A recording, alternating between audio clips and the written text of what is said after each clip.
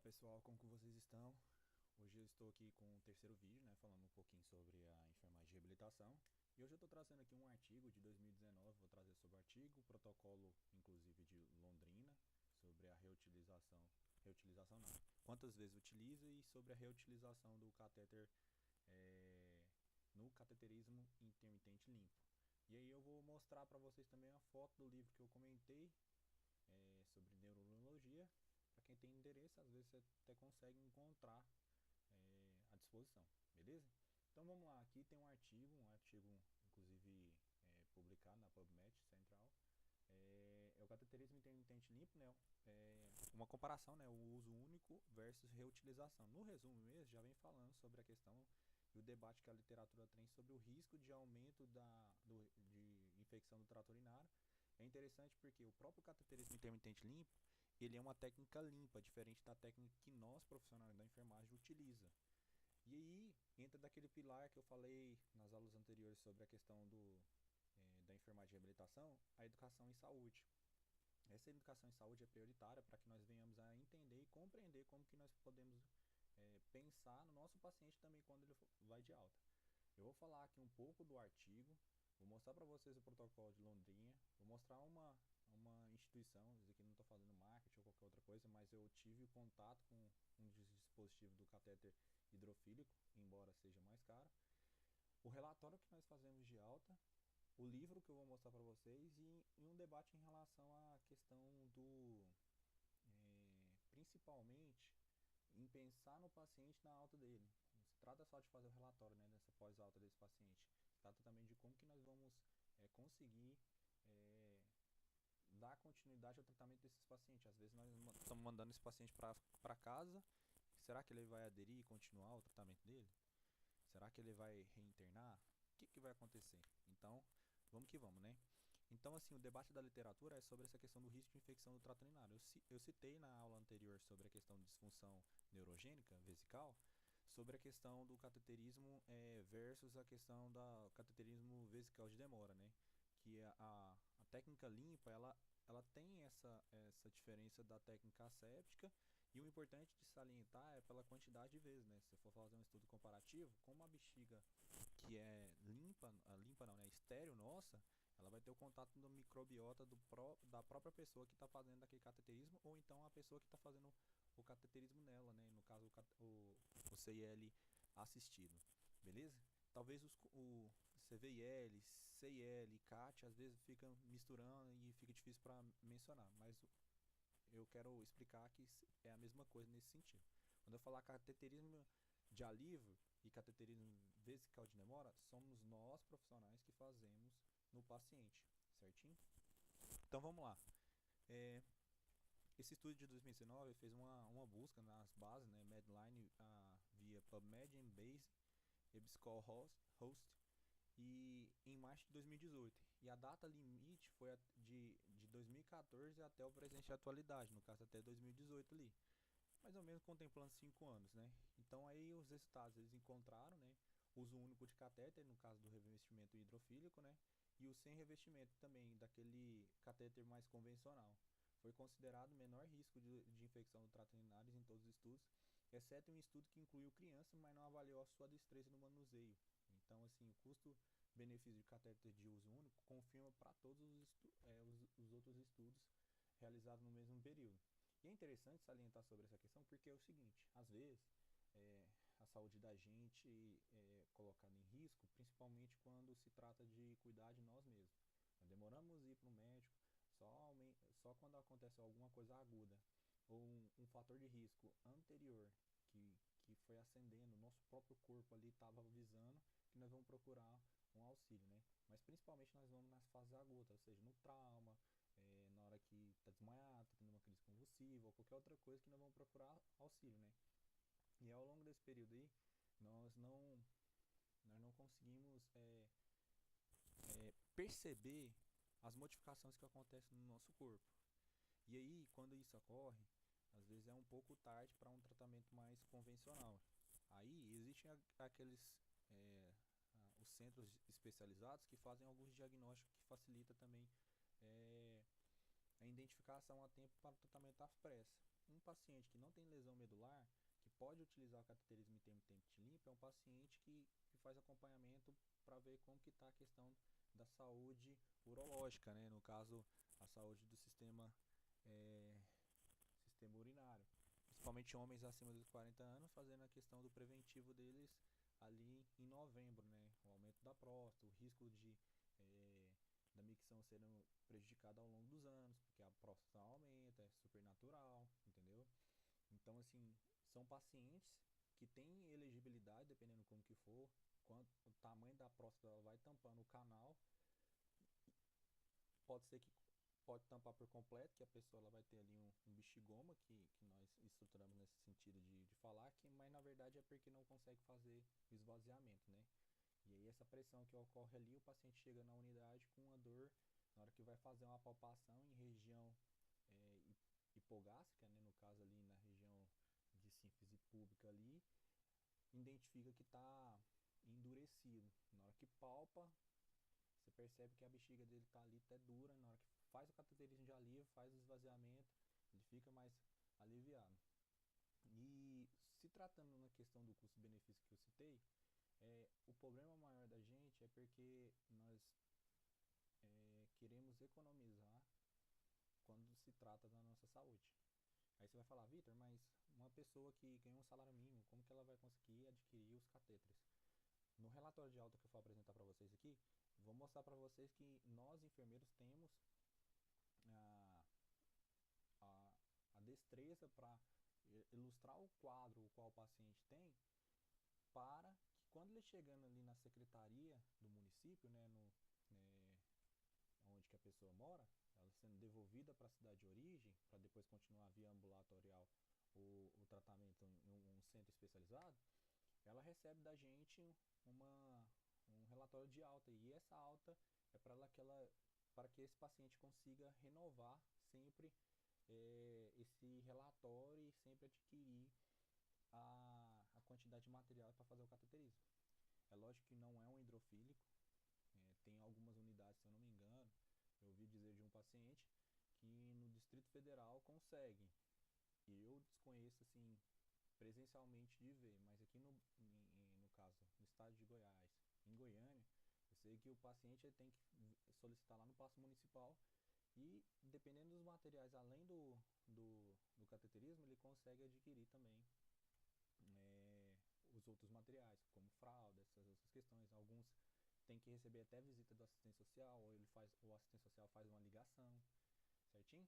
Então, assim, é um resumo, lógico, aqui, mas aqui vai trazer toda a contextualização sobre qualidade de vida, sobre a questão do risco de infecção do trato urinário, o trauma que o próprio cateterismo pode ocasionar, mesmo sendo ele descartável, pelo tipo de material que ele tem, mais rígido comparado com o material de uma sonda vesical de demora, porém não tão, é, não tão prejudicial no sentido de que o paciente você consegue passar por ele ter um aspecto mais em questão de mobilidade dele ao inserir, mais do que a questão da sonda vesical de demora, que ela é mais é, não é frágil, é tecnicamente mais se tiver com uma uretra tampada, terá dificuldade para inserir o dispositivo, entendeu? Então, assim, o catéter uretral ele é muito, ele é mais resistente, ele é mais rígido do que o de vesical de demora, né? Ele vai falar sobre os métodos incertos, sobre a limpeza, né? Porque, igual, por exemplo, como que você vai reutilizar a questão desse catéter, né? Então o artigo ele é muito bom, é interessante dar uma lida nele. Ele tem uma revisão sistemática em 2014 pela Cochrane, que apoiou a reutilização. Os autores falaram que o uso múltiplo do catéter não impõe um maior risco em comparação ao uso único. Desde então não tem dados que se tornaram disponíveis. Então, tipo assim, mesmo sendo uma revisão da Cochrane, foi retirado da publicação devido a uma avaliação independente. Então, como que eu faço? Pode ter tido um critério ali durante o período que foi avaliado, que foi tecnicamente percebível que isso iria expor a sociedade em maiores riscos de infecção. chegar a uma conclusão sobre a reutilização, ainda considera a primeira opção, né, que é o cateterismo intermitente limpo, mas no caso de que o risco de infecção ele está associado ao custo. Então, por isso a pessoa ela acaba reutilizando porque falta material e ela precisa fazer cateterismo, mas ele só recebeu o material, vamos supor, que era para 30 dias, ele usou em 15, na metade, entendeu? Então, eu vou até mostrar o protocolo de Londrina, da Prefeitura de Londrina, que é muito interessante porque lá fala a quantidade de ml que o paciente tem quando ele faz um exame de urodinâmica para ter uma precisão de ml de urina, né, que fica residual.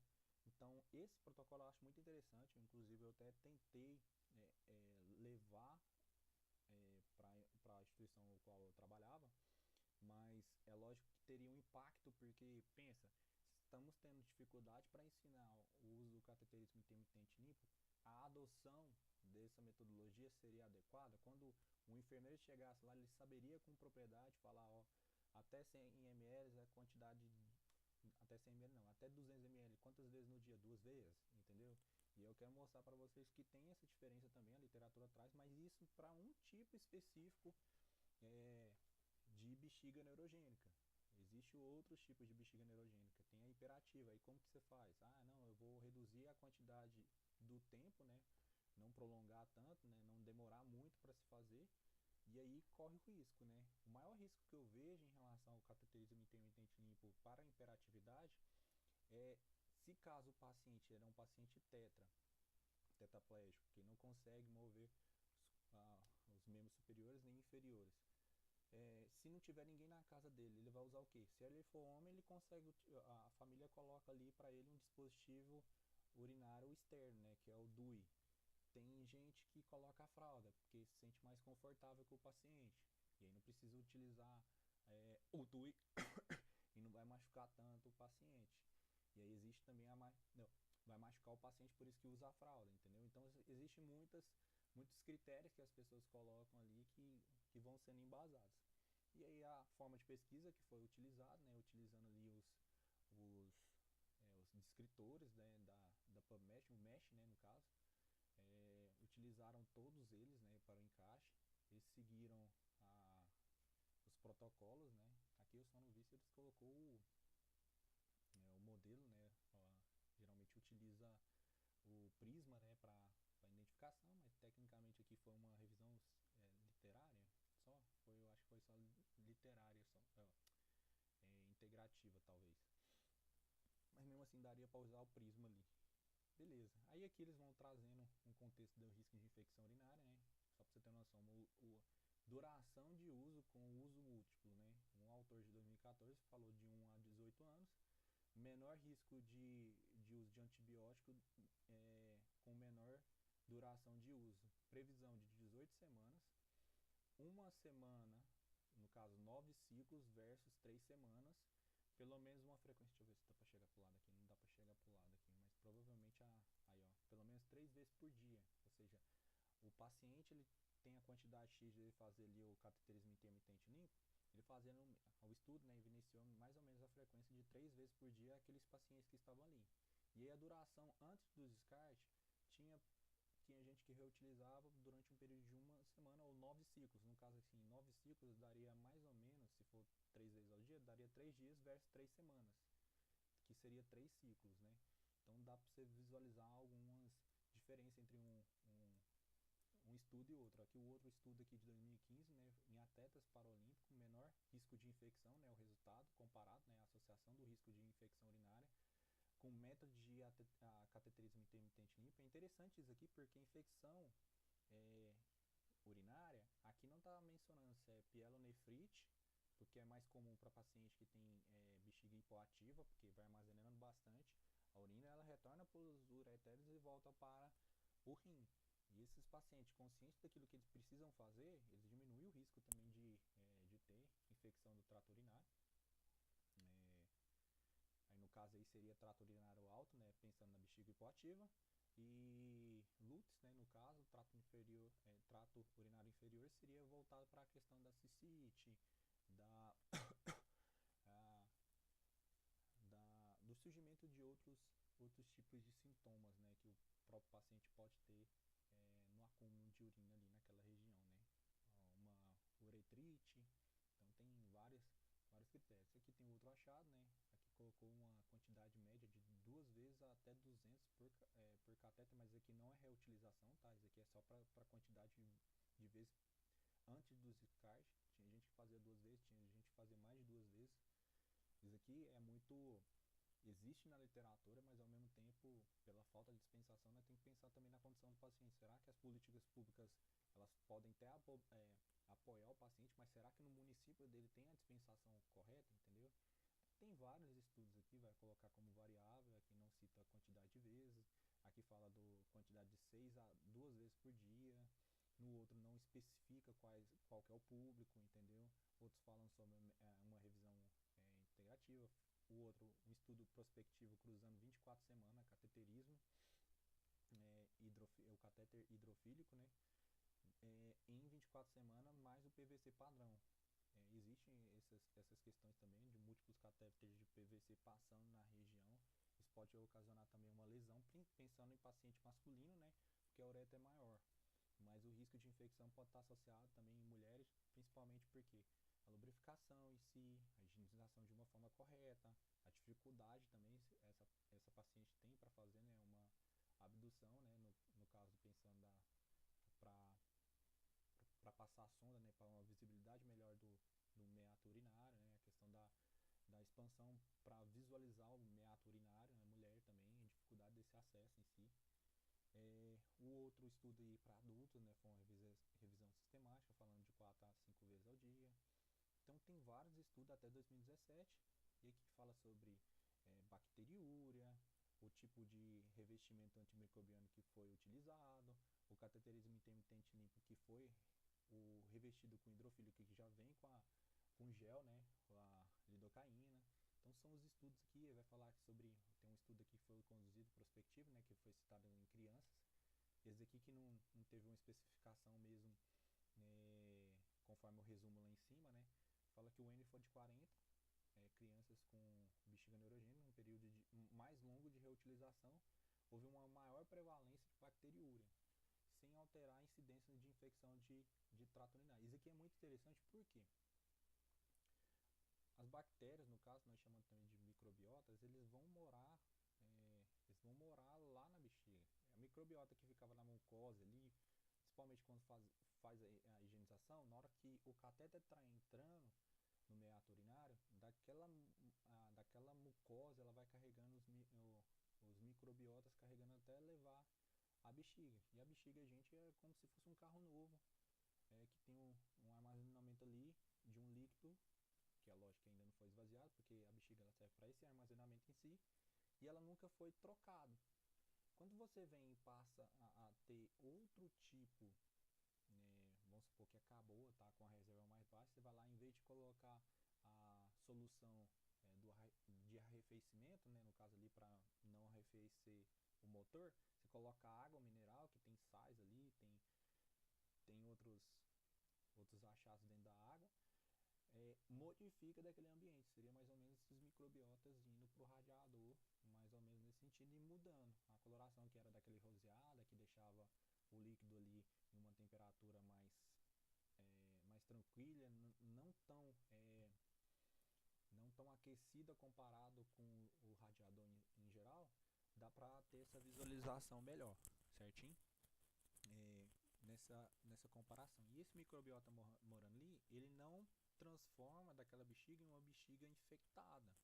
Ele transforma uma bexiga que tem sim, na hora que você vai colher urocultura, tem ali alguns achados, né, que tecnicamente o paciente ele fica assintomático, ele não dá febre, não dá nada.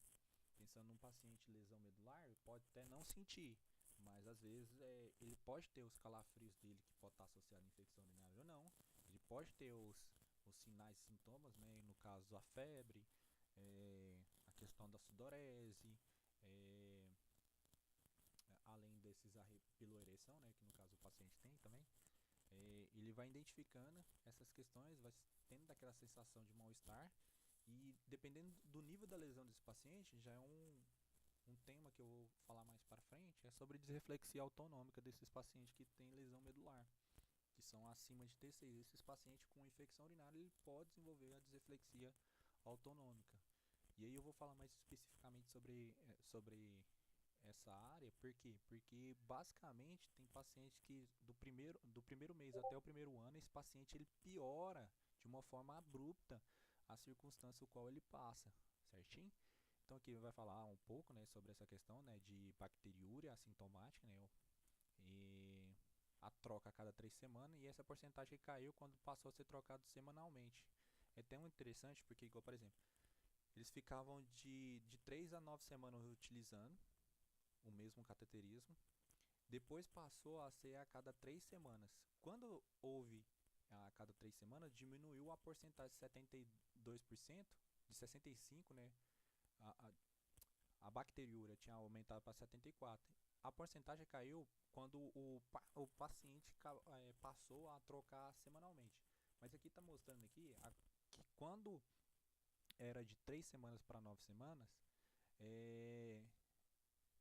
aqui não traz a porcentagem, mas depois ele vem trazendo a porcentagem, né, que houve um aumento com a troca de 3 semanas, mas ele caiu depois quando passou a ser semanalmente. Não houve caso de infecção do trato urinário sintomática durante 18 semanas do estudo em nenhum dos grupos. Então ele fez uma separação, né, fez um corte em, né, crianças que trocam semanais, com crianças que trocam a cada 3 semanas, com crianças que trocam a cada 9 semanas. Então ele fez esse comparativo e visualizou que 65% houve um aumento, né, para aqueles que trocam a cada 3 semanas, e a porcentagem caiu para 34,2% para aquele que troca semanalmente.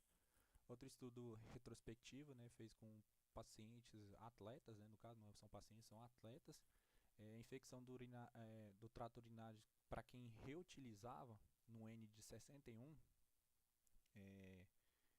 apresentava de 4 até mais ou menos 3 infecções por ano, enquanto os usuários que utilizavam apenas um único cateter apresentavam uma vez ou mais ou menos uma vez ali por ano, mais de uma vez por ano. Então a reutilização ela produz realmente uma significância para essa reutilização. E aí vem trazendo outros estudos. Eu quis evidenciar aqui para você que tem métodos, né? Os métodos de limpeza que eles colocaram. Aqui está falando sobre a cistite intersticial pela questão do reutilização. Os métodos de higienização às vezes são os mais comuns. Alguns limpam com limpeza e sabonete antibacteriano e água, esteriliza com álcool, clorexidina, cetrimida, esterilização por micro-ondas, né, porque eles pensam pela questão do, do calor, né, que pode também, pensando no autoclave, que seria na ideia deles, né, enxágue com água normal e combinação desses métodos, né.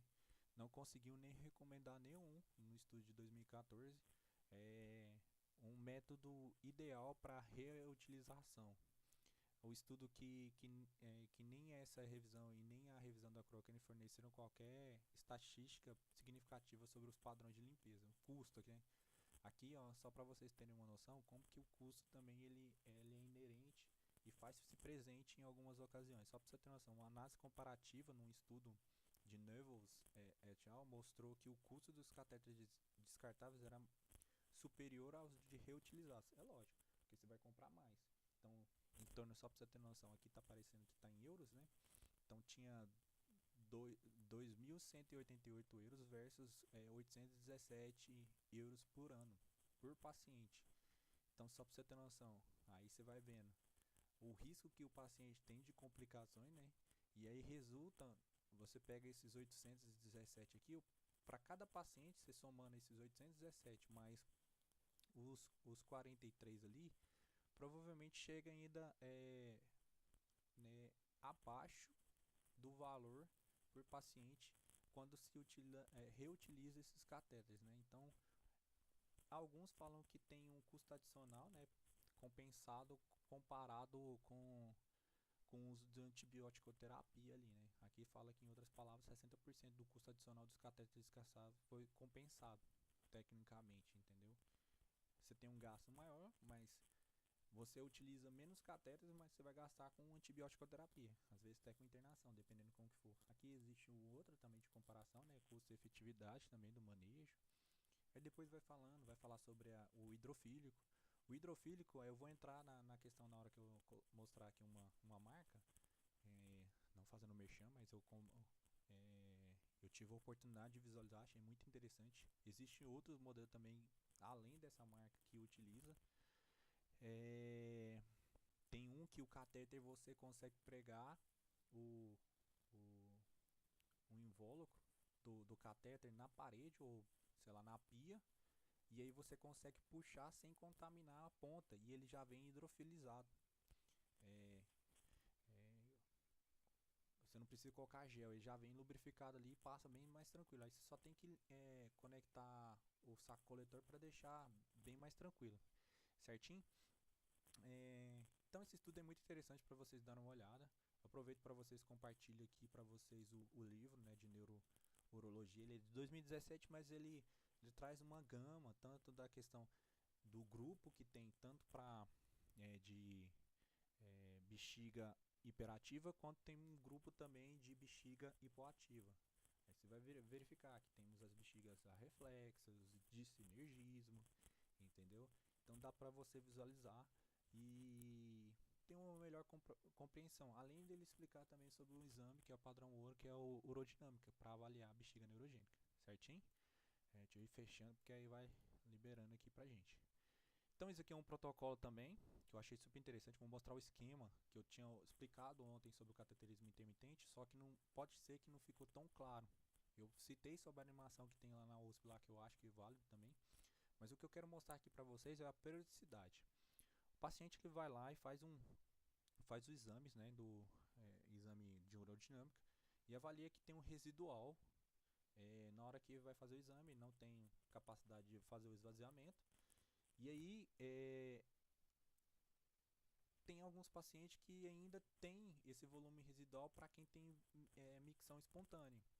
E é esse residual que leva a gente a ter a compreensão. Até 100 ml, conforme o protocolo de Londrina, nenhum cateterismo. De 100 a 200 ml, 2 cateterismos ao dia. De 200 a 300 ml, 3 vezes ao dia. De 300 a 400 ml, 4 vezes ao dia.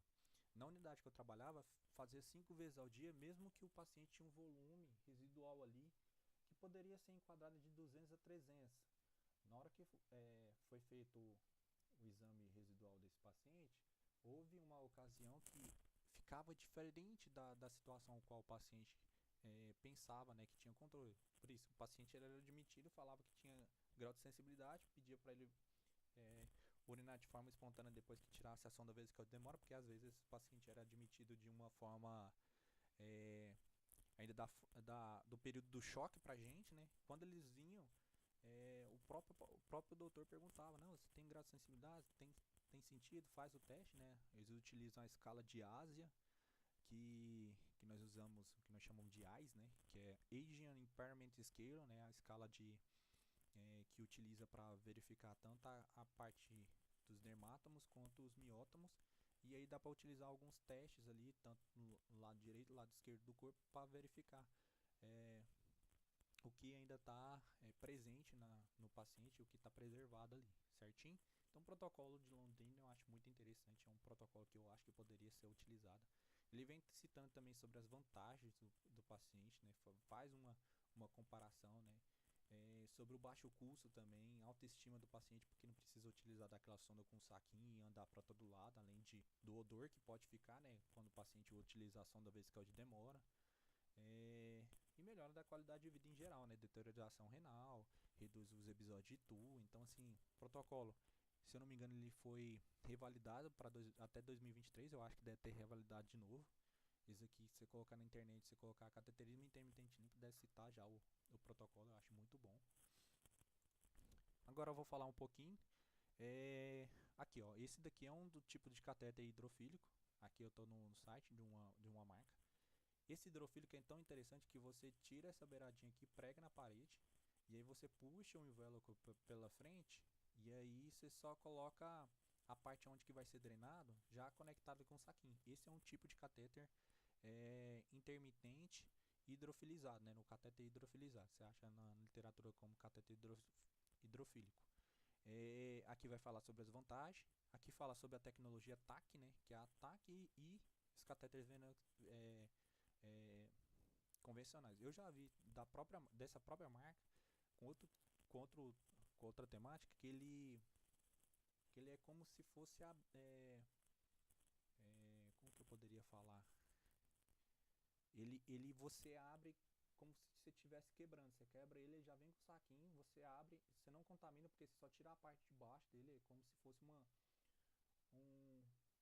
um armazenador. Aí você só abre ele por fora, ele vem todo lacrado, né? Todo. A única coisa que nós questionamos também é sobre a questão da dificuldade que nós temos para ler o volume desse. Eu achei super interessante esse cateterismo. Ele também é hidrofílico. Quando o paciente ele tira daquilo lá de dentro lá, ele já vem com um saquinho já. Só que ele tem um limite ali. Se eu não me engano, ele comportava menos de menos de 800 ml. Então, se o paciente ele armazenava uma grande quantidade de urina, aí poderia ser prejudicial para ele, né? Os catéteres convencionais, os daqueles de PVC, né? Sem, precisa da lidocaína, da xilocaína, do gel ali, né? Para ter a facilidade para inserção, né? Para trazer mais conforto. Daquele do cateterismo eu também não coloquei, né? Cateterismo remitente limpo. Só o desenho aqui, eu acho que vai aparecer o protocolo de Londrina, é esse aqui. Que tem uma imagem. Se caso vocês tiverem interesse de como que faz, né? Aqui fala sobre o procedimento, abordagem para sexo masculino e abordagem para sexo feminino, né? Que tem que utilizar. Aqui eles não citaram a utilização do espelho, eu acho que eles citam aqui. Deixa eu ver. Tem a posição, né? Semi-sentada, pernas fletidas, joelhos separados. Ele vem citando. Aqui fala que tem o uso do dedo indicador para verificar, né, a questão e expor, né, a questão da região. Deixa eu ver, procurar espelho. Espelho e uma lanterna, dependendo de como for. Daqueles espelhinhos de rosto, tem algumas pessoas que utilizam, né, levam eles. Tem algumas posições que o pessoal faz, né? Eu já acompanhei paciente fazendo já mais no leito, né? Mas o ideal seria treinar esse paciente já com a vivência que ele vai ter lá. Vamos supor, ele está indo para um, uma viagem, porque ele não precisa ficar restrito em casa, a não ser os pacientes tetraplégicos que teriam uma dificuldade, a não ser a locomoção também, né? Mas esses que são paraplégicos, eles podem serem treinados lá no ambiente mesmo hospitalar, próximo da pia do, do banheiro lá, para ter a vivência, como que vai fazer, como que vai separar o material, como que vai colocar na pia, entendeu? E se tiver deitado na cama fica mais fácil. Tem alguns que fica treinando tão bem, mas tão bem que quando nós vamos ensinar eles que nos ensinam a fazer. É tão legal essa parte. Aqui existe uma técnica, outra técnica, né, de decúbito lateral, que no vaso, aproveitou, fez o número 2 e faz o número 1 também.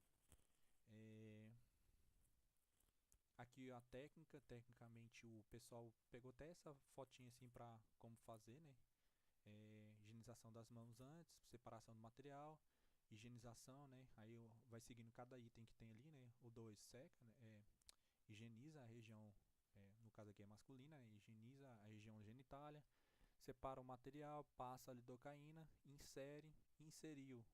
Tá drenando, drenou tudo. Aqui não tem um saco coletor, pode ser uma vivência de uns outros pacientes. Já vi casos, tem até um livro na minha cadeira e na tua, da Juliana, ela vai contando. Ela vai contando que uma vez ela utilizou para esvaziar numa garrafa, né? E um dia o pessoal escondeu essa garrafa dentro da geladeira, não sei se foi irmão ou parente dela, foi lá e acabou bebendo, porque tava um tempo quente, e falou, nossa, e aí eu acho que ele não tinha percebido que era tecnicamente urina ali. Mas é só um comentário, só para vocês terem interesse e se caso tiverem, para pesquisarem. Aí você faz a inserção, fez a inserção, higienização das mãos, desprezar o material. E aqui tem pessoas que fazem o que? Guarda, rearmazena. Tem gente que usa uma técnica que eu não sei que eles utilizou para higienização. Tá? Despreza, faz volume, cor e tal. Aqui tá colocando como guardar novamente, né? Seca, guarda de alguma forma. Existe uma técnica mesmo, ó. Se eu não me engano aqui nos em Chicago, não sei, aqui já não vai estar tendo aqui, ó. Mas eu acho que tinha esse passo a passo, né, da inserção do catéter. Nas mulheres aqui só não teve. Tem um diário miccional, né, que é interessante fazer, principalmente os pacientes que têm a continuidade, ainda não tem uma folha, para colocar data, volume, volume da urina, cor e observação. Tem lugares que coloca quanto que foi a ingesta hídrica, porque para ter um padrão, quanto que esvaziou pelo período que teve entre um CAT e o outro. E é super importante. Eu trouxe o cálculo, né, que eu falei que é o volume vezes mínimo, né, vezes 25 e o volume máximo que é vezes 35, né, o ml por peso. Então 70, vamos supor, eu tenho 80 kg, 80 vezes 25 e 80 vezes 35 eu vou ter um cálculo ali. Aí você divide pela quantidade de CAT. Aí é o tanto que você tem que esvaziar durante esse período e quanto que você também tem que é, hidratar durante esse período também, para você ter um cálculo de média para você, para cada pessoa, certinho?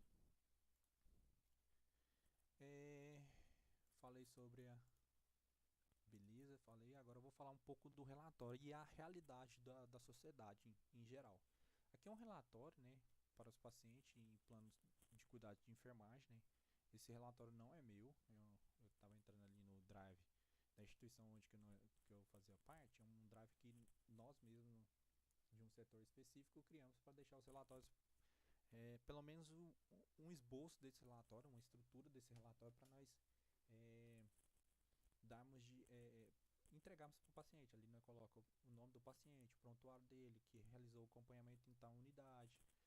E ainda tinha que até apagado aqui a unidade, né? Deixa eu pagar aqui a unidade. Ah, mas todo mundo já viu, não tem problema. Aí ali tem um diagnóstico que o médico fez, esse não é um diagnóstico de enfermagem. O diagnóstico de enfermagem, inclusive, nós fizemos a separação, nós temos um plano completo de todas os diagnósticos de 2024 a 2026, inclusive esse ano lança o novo Nanda, né? Provavelmente no final do ano para frente, ou talvez só vai ser na transição. Eu acho que vai ser na transição do próximo ano, que deve lançar o 27 e 29, né? Então, assim, no novo Nanda já trouxe já com as atualizações, igual, por exemplo, disreflexia autonômica. Antigamente era um diagnóstico de enfermagem, agora é só risco de disreflexia autonômica. Por quê? Porque disreflexia autonômica é um diagnóstico médico. E aí entra os planos nossos de prevenção e quando ocorrer, o que nós fizemos posteriormente, né? Então, relacionado a isso, o diagnóstico para o plano de cuidado que nós fazemos. Ou fizemos para esse paciente. Então vem aqui o nome do paciente, o prontuário dele, a data de diminuição às vezes dele não coloca, o período que ficou ali, o diagnóstico, aí os materiais. Aí é interessante que geralmente nós coloca a quantidade que o paciente tem para 30 dias e aí acrescenta um pouquinho a mais. Por quê? Pensa comigo, se o paciente faz 5 vezes o cateterismo intermitente limpo por dia, você faz 5 vezes ao dia, ele vai gastar 5 pacotes de gases. E aí, quando ele utilizar essas gases, é, você tem que somar pela quantidade de dias. Então, 5 vezes 3 já dá 15. Então, aqui tem, eu colocava mais 30, né? Eu colocava 180 pacotes, porque às vezes eu utilizava mais de uma, ou às vezes não tem acessado ali bem fácil para ele, entendeu? Então, isso pode acontecer também para alguns pacientes. Caixa de luva. Se o caso o paciente for ele que for fazer, nós não coloca a caixa de luva. Mas se for acompanhante, nós coloca a quantidade de caixa de luva, por mais que tenha 100 unidades, pensa comigo. Se eu utilizar 5 par por dia, vai ser 10 par. E em 10 dias tecnicamente acaba, entendeu? Então assim, o ideal é já pensar naquele quadro do paciente. Tecnicamente o paciente vai precisar de 3 caixas dessas aqui, pensando no cateterismo intermitente prolongado, entendeu? Ação do uretral, né? Aqui, ó, como as gases aqui deu 150, seria o ideal colocar também 180 aqui no caso. A lidocaína, né? A lidocaína colocou 6, pode ser que o paciente coloca muito, mas pensando 3 ml, que coloca numa seringa de 20, pensando no paciente masculino. 3 ml. A quantidade que tem lá dentro, eu nunca fiz a aspiração completa, né? Quantos ml que dá. Mas pensando se ele utiliza 3 ml por dia, provavelmente deve acabar rapidamente. Eu acho que em torno de menos de uma semana pode acabar uma unidade. Então, pensando nisso, é bom colocar até 6 unidades. Seringa você pode colocar a mesma quantidade das sondas uretrais, saco coletor a mesma quantidade das sondas uretrais, dispositivo urinário externo para aqueles pacientes que após o último CAT, que geralmente eles fazem o último CAT dele de noite, né? Que eu nem citei sobre os horários, mas não precisa ser fixado. Na instituição fazia 6, 10, 14, 18 e 22. Era de 4 em 4 horas. Para pacientes, vai reduzindo pela quantidade de vezes que ele faz por dia, conforme o protocolo que também tem em Londrina ou qualquer outra unidade em outros hospitais também, certinho? O DUI, geralmente, para paciente que tem bexiga imperativa, tem gente que faz o CAT, coloca o DUI logo em seguida. Para quê? Para ir lá para terapia, para não ter que utilizar a sonda vesical demora, mas o risco que tem também para machucar a região genitália, certinho? Aqui tem os horários que também nós explicamos, o passo a passo de como é feito o procedimento também, e os materiais necessários também quando, além do relatório de cateterismo intermitente, nós colocamos o de lesão por pressão, o de fralda talvez para esse paciente e assim por diante, para ele conseguir isso na unidade onde que ele tem. Vitor, qual que é o ex da questão? Aqui você pede 180 sonda uretral. Nem na unidade de saúde tem essa quantidade, só para você ter uma noção. E às vezes esse paciente ele adquire o material daquela unidade. E na falta desses materiais, o paciente fica sem fazer. Teve paciente que falava, não, eu tô melhor, eu tô conseguindo urinar. Mas ele não tem o controle da urina. Então a urina ela pode vir no esforço, pode vir, que nós chamamos de incontinência por esforço, né? Pode vir pela quantidade de volume residual que estava ali e tecnicamente ele esvaziou, mas não esvaziou por completo, entendeu? Então, às vezes, o paciente ele vai reduzindo pela quantidade que ele recebe da unidade ou do município. Então, isso é um ponto em questão que nós, profissionais da área da saúde, nós temos que estar o quê? Alertas por qualquer eventual mudança que ocorrer. Nós temos que estar atentos para o quê? Para pensar nesse paciente logo em sequência. E sempre implementar e sempre querer o melhor do paciente. Então nós temos que buscar sim condições adequadas para esse paciente receber o melhor cuidado. Seja para receber esse material, seja para receber o material para fazer o curativo ou na unidade lá no município, fazer o curativo em acompanhamento e pelo menos aparecer na unidade onde receba a orientação do curativo que vai ser feito no município, entendeu? Então assim, é interessante nós colocarmos o que foi passado, seja para o paciente, seja para o cuidador. A dificuldade que eu sei que existe, paciente tetra sem muitos cuidadores, às vezes vai ficar o dia todo na casa dele lá utilizando uma fralda, coloca as coisas muito próximas dele, tipo uma garrafa de água, um celular próximo para ele mexer, tentando fazer o contato ou mexer com alguma coisa por meio de uma caneta ou qualquer outra coisa, entendeu? Pensa, um familiar sai e ele fica em casa e eventualmente derruba a garrafa d'água dele, ou ele urina na fralda, ele fica um período muito longo ali exposto a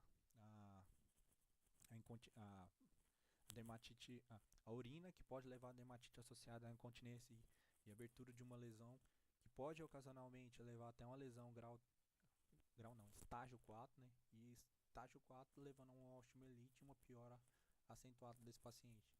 Então, cada paciente você tem que pensar a forma que você vai fazer, o que você pode fazer, o que você pode lembrar. Tenta visualizar a evolução da assistência social, tenta visualizar, conversar também com o fisioterapeuta e o terapeuta ocupacional, qual que é o grau de mobilidade que esse paciente tem.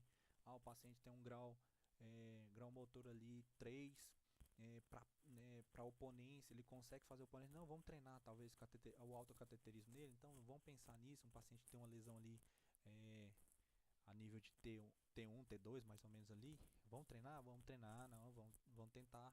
O paciente consegue ficar em posição sideral, melhor ainda, o posicionamento dele fica mais adequado para o quê? Para visualização de um âmbito melhor para esse paciente. O paciente é tetra, o acompanhante foi treinado de uma forma satisfatória, ele consegue fazer, faz um acompanhamento, tem unidade que tem checklist, né? Faz um checklist uma vez por semana, tem lugares que pede para fazer o checklist todo santo dia e às vezes fica desproporcional. Pensa comigo, como que o paciente, como que o profissional vai fazer 10 checklists sendo que os horários são iguais para a unidade para esse paciente fazer. Às vezes o colaborador vai conseguir fazer 3 ou no máximo ali 3 mesmo, 10, 14 2018, próximo do fim do plantão dele, e pronto. Então, assim, nós temos que pensar nos pacientes, mas também pensar na lógica da gestão do tempo nosso, como que nós vamos ofertar para dar o melhor para esse tipo de paciente, certinho? Espero que vocês tenham compreendido, o vídeo ficou longo, espero que contribua na formação, na parte de reabilitação e no conhecimento da parte urológica, certinho? Fiquem com Deus.